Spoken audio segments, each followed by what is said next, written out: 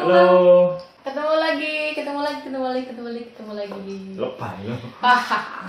Jangan bosan-bosan ya teman-teman ya. Oke, Langsung pada pokoknya. Ah. Sekarang kita mau bahas tentang ini.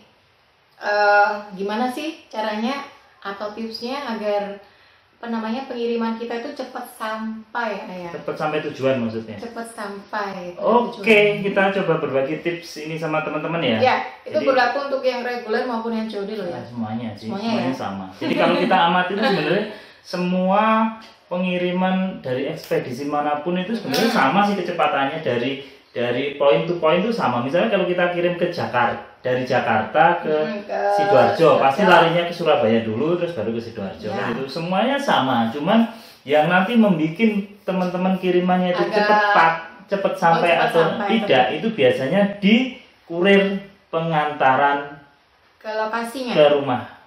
gitu. Kurir pengantaran ke rumah. Nah, Iya. kenapa paket itu kadang kok bisa lama kan gitu kan ya? Biar itu salah satunya karena teman-teman ini nulis alamat penerimanya itu kurang apa ya? Kurang pas lah. Makanya di sini kita mau kasih tips nih. Iya. Biar cepat sampai kan gitu kan ya. Ini nanti ada berapa tips ya? Kita hitung aja. Kita hitung aja ya. Baik, untuk Oke. yang pertama. Yang tips pertama, agar pastikan, pengiriman sampai nama orang yang terkenal di alamat tujuan. Misalnya gini. Gimana maksudnya? Misalnya gini, kadang-kadang itu kita kan penerimanya nanti kan masih anak gitu, masih misalnya anaknya gitu ya. Anaknya namanya Siti gitu. Biasanya tetangga itu nggak kenal tuh yang namanya Siti. Ya. Namanya misalnya kenalnya namanya bapaknya, misalnya Bapak Rokimin misalnya ya. Rokimin. Nah, jadi Ketua RT. Nah, itu jadi nanti nama penerimanya itu usahakan misalnya Siti dalam kurung anak Bapak Rokimin gitu. Nah, itu. jauh lebih jelas, lebih cepat biasanya teman-teman. Nanti karena banyak loh yang pengirim pemesannya itu anaknya gitu, ternyata barang balik itu dengan alasan alamat tidak ada yang kenal, tidak ada yang kenal. Tetangga juga nggak ada yang kenal. Karena sayang sekali gitu. Kalau alamatnya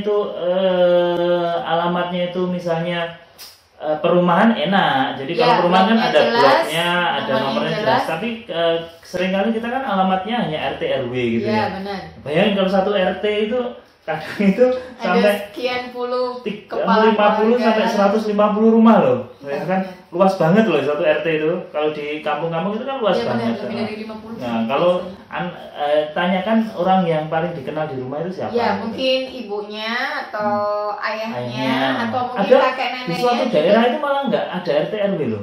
Bukan nggak ada RT RW, mungkin mereka kenalnya hanya kampung gitu.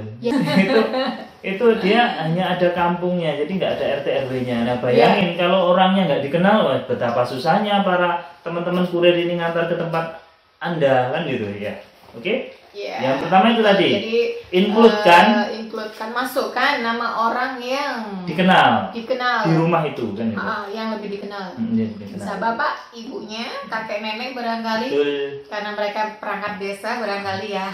Pak RT gitu. Atau mungkin Pak RT atau apa lebih ini lah. Yang kedua, alamat lengkap dan jelas. Alamatnya harus lengkap dan jelas. Nama kabupaten, nama kelurahan, RT, RW. Kalau perumahan ya bloknya, nomornya harus jelas. Kalau bisa ini ya, mungkin barangkali bisa dikasih ancer-ancer boleh ya? Boleh. Gitu. Emang gitu maksudnya. Jadi sekarang itu kalau perumahan jelas, misalnya blok A nomor 10 jelas lah, blok B nomor 5 jelas. Tapi kalau di kampung yang pakai RT, RW, usahakan ada ancer-ancernya, misalnya dekatnya toko apa kayak gitu. Itu lebih memudahkan para teman-teman kurir untuk 2 rumah dari pos kampling kayak gitu. Atau mungkin depan sekolahan ini tips bagi teman-teman seller, juga bagi teman-teman yang lagi pesen barang ya, biar barangnya cepat sampai ya. Itu tips bagi penjual dan pembeli juga ya. Penjual dan pembeli. Kadang kan bener kalau kita di kampung yang pakai RT RW nggak pakai blok, nggak pakai nomor rumah, agak susah teman-teman ya. Atau perumahan lama itu sekarang kan rata-rata nomor rumahnya juga nggak ada kode, nggak ada nomor rumahnya kan, cuman bloknya nggak ada nomor rumahnya. Nah itu juga ada kalanya kadang pernah kita kemarin ya nganter barang satu nomor tapi dua tempat, nggak bingung teman-teman. Bener, ada Ya, kita bener pernah ada. jadi satu jalan Satu itu jalan, ada ada dua nomor yang nomor. sama.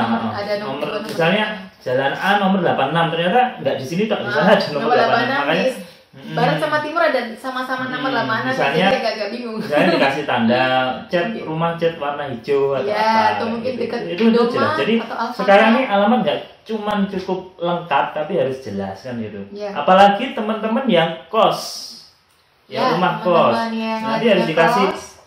Misalnya kos Bapak Hari, nah, gitu Kos enak. Abah siapa? Kos Umi Abah siapa? Samsul, ya, Ya. misalnya gitu. Karena nggak kenal, karena teman-teman yang kos ini kan pendatang.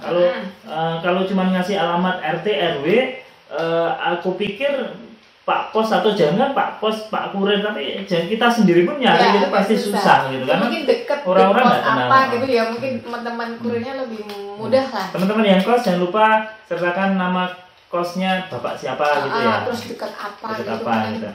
Biar lebih cepat Biar lebih dapetnya. cepat. Tadi yang kedua. Yang ketiga, ini yang penting sekali nih. Sertakan nomor WA. Wajib itu. Yo, gimana ya? Sertakan nomor WA karena gini ya rekan-rekan, ini kita sharing-sharing aja sih, kita pas sharing sama temen-temen kurir gitu kan ya. Kurir. Jadi ini kita buka aja ya sama teman-teman. Jadi teman-teman kurir ini kan fee untuk pengiriman itu kan nggak seberapa kan, seberapa kan gitu. Jadi kalau misalnya nggak ada nomor WA-nya, mereka harus menghubungi pakai nomor handphone biasa, pakai pulsa biasa gitu kan. Mereka juga mikir orang fee-nya paling antara 1.000 sampai 2.000 per kiriman. Kalau harus sekali ngangkat sekali telepon udah berapa? Kalau WA kan cuman ini ya pakai data aja kan ya. Makanya kadang-kadang sih mungkin kalau nggak ketemu, kalau nggak ada WA-nya ya nggak ditelepon kan gitu ya. Karena ya itu perbandingannya fee-nya sama nggak sepadan. Jadi ini sekali lagi tips bagi para teman-teman pengirim atau seller dan para teman-teman yang lagi pesan barang biar barangnya cepat sampai. Jadi dua-duanya. Jadi usahakan ada nomor WA. Sekarang hampir semuanya handphone sudah punya ya. Sudah ada WA. Sudah ada WA. Lanjut. Karena itu akan lebih mempermudah. Yang keempat, yang keempat ini opsional sih. Jadi yang keempat ini adalah tanya aja di rumahnya ada orang itu jam berapa. Ini terutama bagi teman-teman yang pengiriman COD. Karena kan ada kalau misalnya non COD itu kan bisa dititipkan tetangganya, kadang dititipkan ke satpam gitu. Tapi kalau kita pengiriman COD berarti kita harus menemui orang yang bawa uang gitu kan ya. Nggak harus yang bersangkutan sih, bisa dititipkan ke anggota keluarga yang lainnya. Keluarga tapi yang bawa uang. Nah, kadang-kadang kayak misalnya teman-teman mahasiswa, misalnya nih contohnya mahasiswa kos gitu lah, di rumah nggak ada yang dititipin gitu kan, pas kurirnya datang nganter barang kebetulan lagi kuliah gitu kan susah juga. Kalau non COD kan bisa langsung dititipkan ibu kos, tapi kalau COD kan harus bayar. Kalau COD harus ngasih nih ya waktunya lah, dikasih ada di rumah ada orang di rumah kira-kira kisaran jam berapa, di kos adanya jam berapa. Jadi nanti bisa bantu teman-teman, bisa bantu meskipun beberapa kurir juga kadang nggak baca sih, tapi beberapa kurir akan membaca dan ini akan memudahkan kurir itu untuk ketemu pengiriman.